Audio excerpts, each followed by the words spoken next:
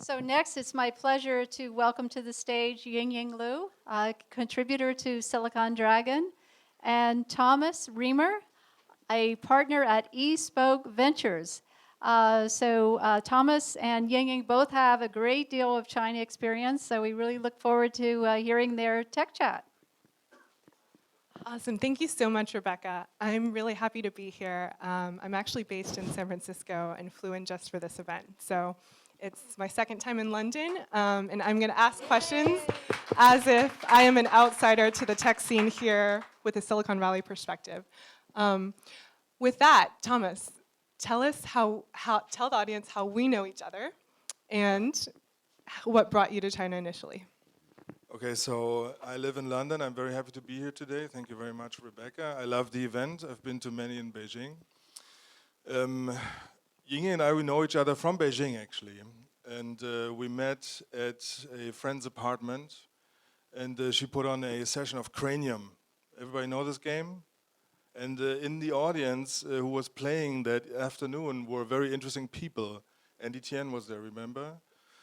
And I was actually surprised because I was new to Beijing. I was invited as somebody who was the newbie. And what really surprised me was that the communication ways were very short. These people were leading big companies, and yet they were on the floor trying to sing something that we should recognize. And it was a mixed audience of Chinese and American and European people. It was amazing. That's how we met. All right, part two of the question. What brought you to China initially? What year was it? Well, first time I went to China was in 2006. I was invited to speak at a conference about copyright and IP because that's what I was doing beforehand. I set up Artists First at one point. That was in 2003. A company that was taking care of online copyright when actually nobody was really talking about it. We sold that company to Bob Geldof 3 years later, and I somehow became an expert in these things and got invited to conferences. And then I went to Beijing, and it never really left me. And I saw it, I got hooked. I was lucky enough because I was asked by the government to start working with them on building copyright initiatives and digital tracking and everything. And so that was my first job in China. So you compared Beijing to East Germany, East Berlin. Can you elaborate? That's where I'm from. That's where it comes from.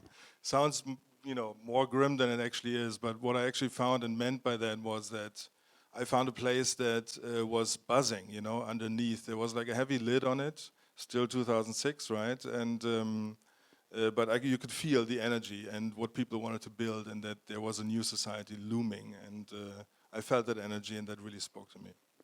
Can you tell me why, as a foreigner, someone who's clearly not Chinese, only went there less than 10 years ago, why you felt that you could build a company to push the boundaries of copyright in China?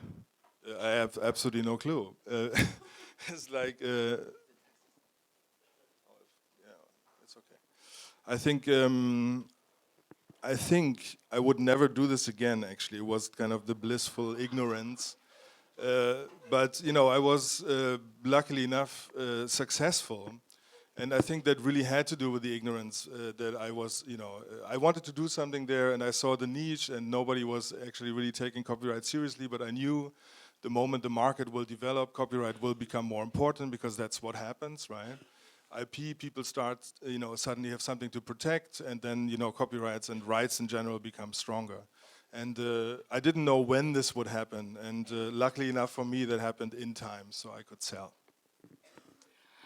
So the company was called Pai Shouba. What did you learn through the entire journey? A lot. Actually, all my gray hair comes from that. So we did the company, Paishaba was the name in China. It was the Chinese product. It was a legal platform for music in the beginning. Then we expanded into movies, e-books, and games. And we had the Western equivalent to that because the Western equivalent to that was sourcing the rights and getting them into China, right? So we had deals with Universal, Warner, all these people. And I learned most of my experience was working with my Chinese team, which was like 60 people that we had in Beijing, a mixture of engineers, marketeers, product managers, And yeah, that was not easy, right? So I thought we can come in with this attitude of building a startup. And by startup, I thought, that's my co-founder, Lu Chen, who, God bless him, is a wonderful man, 3 languages, but he was 25, he was too young. I made him CEO, which after 2 years I figured that no senior would work under him because he's simply too young, right? Although he was perfect, he was an expert. But that age hierarchy, I didn't respect that because I thought you can, put a young guy in charge, a big mistake. That's the guy who funded us mainly as a German billionaire, Carsten Maschmeyer. Some of you might know him. He left Beijing. As you can see, he's a free man there because nobody knows him there, right? So we can walk around the streets, and he took a big interest. And these people were, students that were working for us, translating lyrics. So I think one of my predecessors mentioned that naming rights and getting rights, names right, is very critical in China. Absolutely. Typical working session, typical Beijing picture, right? Yeah, people, we did barbecues. We built actually a great company culture, and it was the first time that I saw somebody cutting a steak with a scissor. Otherwise, you can't eat it because of the chopsticks, right? So, team members. That was a woman I brought over from Berlin. That's Melina, my CMO, and that is actually was our Beijing office, with the terrace, with everything. It all didn't matter in the end because people like to work, and the office environment in China is not really important, right? When you go to a big corporation, then you see rooms that are very brightly lit, and then there are like hundreds of people working in there in small cubicles, and everybody's concentrated on their work. We wanted to do it differently, but at the end of the day, if I would do it again today, I would, not do that. It's like, we have set up another company in China which is completely run now by a Chinese partner. I'm not involved. We just provide capital, we provide expertise, rights, and networking, but everything else, is done basically by the Chinese partner. And that's how it actually should be.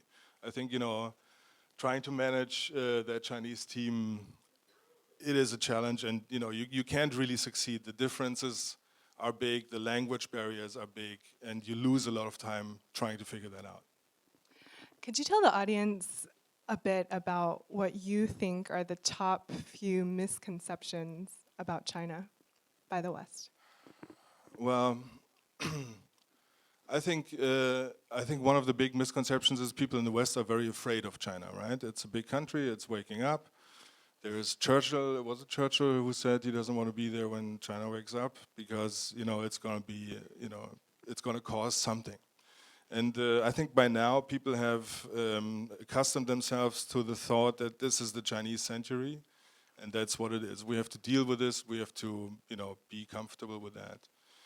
But then people see pictures, images from China, right? You see pollution, and you see that indeed, it came from the agrarian society into super modern life very, very quickly, which also leads to a lot of development that is questionable, right? And I think these misconceptions can only be dealt with by more exchange, like Silicon Dragon. It's like it needs people to come here and to talk. It needs people to travel there and do more business.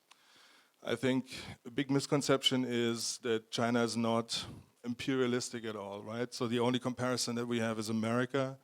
And America has a very different attitude to doing business globally than China. And I think a lot of people need to understand more that doing business with China is very good for business.